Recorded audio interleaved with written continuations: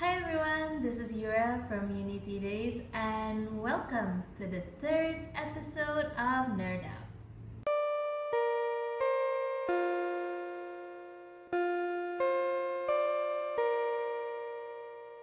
So, as you all know, I get into trouble a lot. Like, trouble loves me. Exhibit A. I went to an ER when I was in Thailand. It was because I ate a sticky rice that was left out for too long. So I got massive stomach ache. Yeah. When I was in university, I did face quite some troubles and some disasters. But the university always have helped me gone through those tough times. Well, without further ado, let's talk about my disasters and how I got through them with the help of the university. I guess I'll be splitting up my disasters into 4 different levels. You know, just like in video games. So there will be like the most easiest level to the most hardcore survivor mode level. Anyway, let's us begin with the first level. Easy level.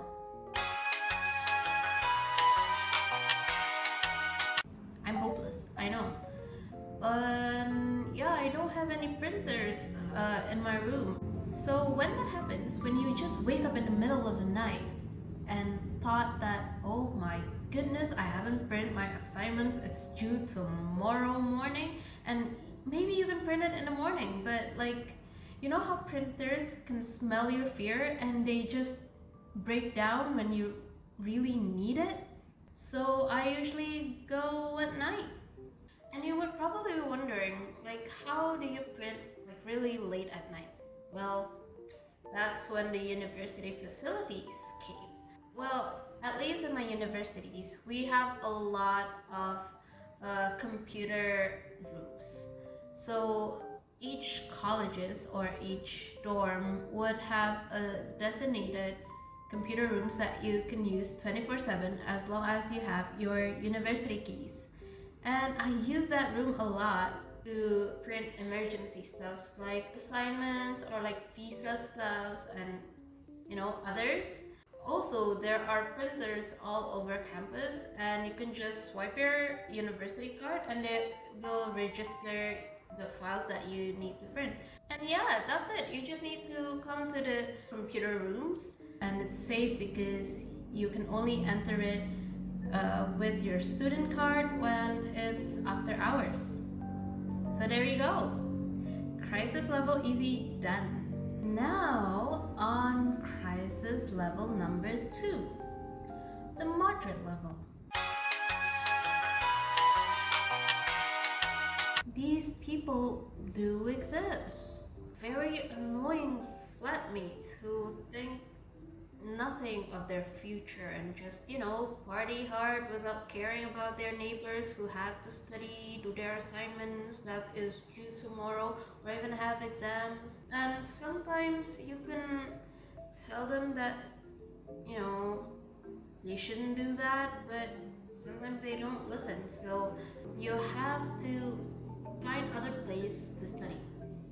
And luckily, in my university, we have loads of places to study besides your own room.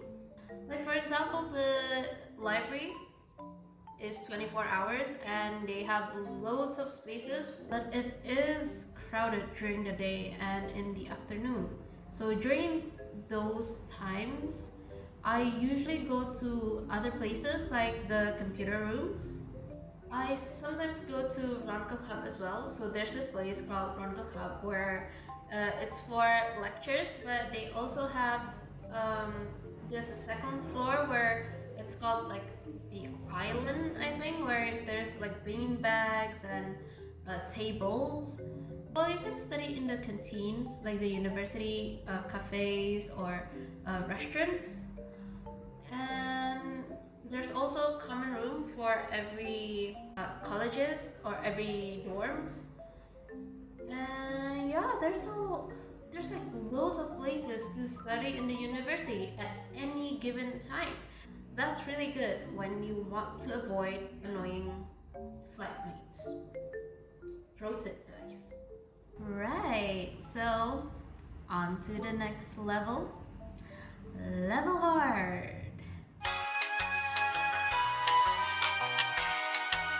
Okay, first of all, don't tell my parents. I'm just messing with you. My parents know I fail my exams. Yeah, I failed one of the exams during my undergraduate year and another one during my postgraduate years. The one on undergraduate year is quite alright because I just failed one exam, but I still have another exam, another assignment. I think that like two assignments to help boost my grade. The one I was panicking a lot was my postgraduate years because if I failed that exam, I failed the module. And if I failed the module, man, the thoughts that was going through my head, like, oh gosh, if I fail this module and I fail another modules and I failed like the whole university, like what am I supposed to do? Like I was panicking at the time, but after I went through it and because I've already went through that time, I just want to tell you guys that failing an exam is not the end of the world. Trust me. So I went to my academic supervisor. An academic supervisor is a lecturer who is assigned to you. They will ask you about how you're doing in terms of university life and academic life. They will help you sort things out. Yeah, I told my academic supervisor I failed one of the exams. What am I supposed to do with my life now? And he was like, okay, calm down, don't panic. First of all, my grades is not that far from the passing level. So yeah, don't worry about it that much. And my other modules are also okay, like good enough. And that tiny failure won't bring down the rest of the grades. So just keep calm and don't worry about it. You'll be fine because the other modules are fine. And I was like, oh, thank goodness. I thought if I fail one, I failed them all. And he was like, no, you'll be fine. And I actually wanted to fix my grade. Like, there are these things, I forgot the name, like some kind of remedial or something where you can reset. You can reset the exam and get, a passing grade. But the thing with resetting exams, there are some rules, like complicated rules. And the fact that my academic supervisor helped me sort things out and go through this problem with me together and giving me like answers and solutions. I was glad that I went through that and I was glad that I know how to fix that problem and I'm glad that I could be sitting here telling you guys that that happened. And it's okay to feel a little bit panicky, a little bit stressed. Just process it all and know that at the end of the line, there is a solution. Well, we made it to the last level. Welcome to the survivor level.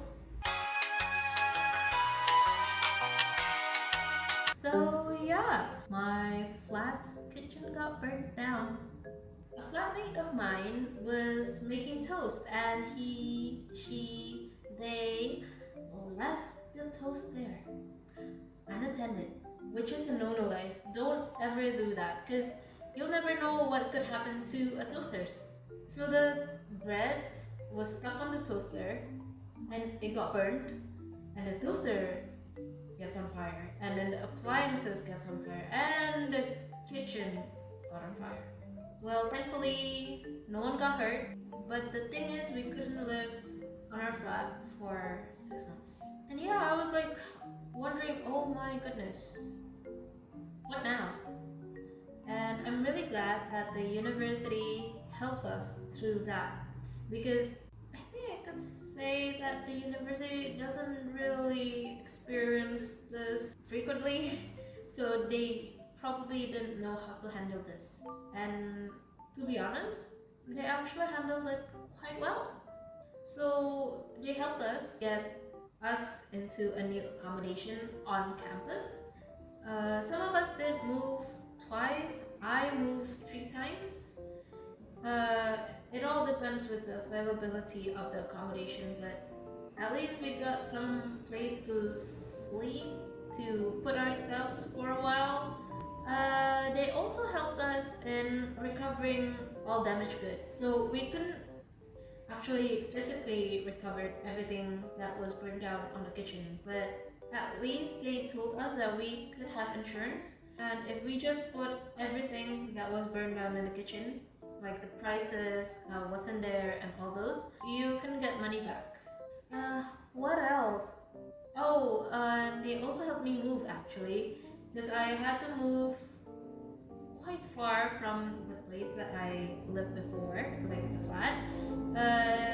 My college, not college supervisor, I can't remember what they call, but like they helped me put all my stuffs to the new accommodation, which is great. After 6 months, we were able to get back into our flat. And that's it, really. At that time, I thought it was like, oh my gosh, like, what am I supposed to do with this thing? How am I supposed to survive this? Moving 3 times, had to deal with my dissertation, had to deal with my final project. And I'm so glad that the university helped me through it, through finding me new accommodation, helped me get like money to buy cooking utensils. They also gave us mitigating circumstances. So basically, it's a way for the university to tell you you can submit late because you had this really taxing circumstances that won't allow you to finish the assignments on time. I'm really glad they did that because it's tiring to go through that kind of disaster. But I guess after it happens, yeah, it happens. It's just become a story that I could tell you guys about. Okie dokie. That's it. Really, that's all the talk I can give you on how to deal with disasters 101. And yeah, I hope you can learn something from my stories. But I do want to say that through all the troubles, through all the disasters, problems, hardships, there's always a way out. There's always a solution. You might not be able to find it right away. Maybe it could take days, weeks, months, but things work out. And try to relax, try to not panic, try to take a deep breath and process everything. You are allowed to feel sad, to feel disappointed, and everything like that. But make sure that you know at the end of the line, there must be a way out. And don't be afraid to ask for help, whether it's from your friends, your families, student services. Basically, ask for help because they'll help you. Student services will help you. People will help you somehow. So, yeah, yeah, stay positive through it all, I guess. Yay! That's all from me. If you like this content, then like our IGTV, like our YouTube video, subscribe, follow us. If you have any questions or anything, feel free to comment and to DM us. And yeah, that's what it is. Stay safe, stay healthy, stay happy. And I'll see you guys soon. Bye bye.